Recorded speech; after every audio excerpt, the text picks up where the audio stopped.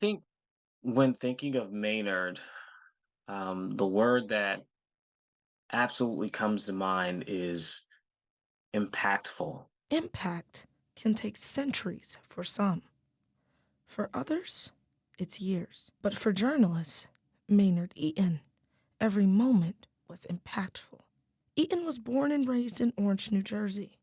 He spent the bulk of his career in Atlanta, working as a political reporter and a professor at Clark Atlanta University. But his journalism story began and ended in the Hampton Roads area of Virginia. After graduating from Hampton Institute in 1971, he became the first black reporter at then WVEC, which is now called 13 News Now. Eugene Daniel stands on the shoulders of Maynard Eaton. Daniel works as a morning news anchor at the same station that gave Maynard his start. The connection sparked after Daniel's invitation to speak to Hampton University's journalism students in 2022, where Eaton worked.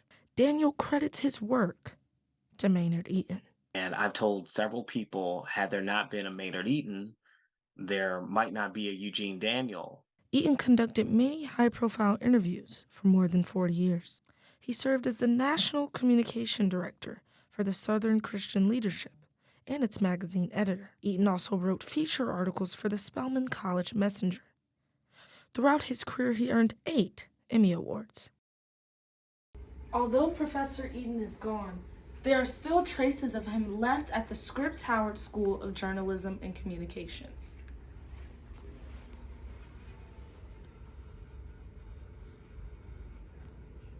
52 years after graduating from Hampton, Eaton returned to the university in September of 2022 as a journalism professor. I started here, worked at Channel 13 here, and I hope to be able to go through me to help someone else start their career as well. Eaton's wife, Robin, says doctors diagnosed him with lung cancer in March. The diagnosis stopped his mission to train the next generation of journalists.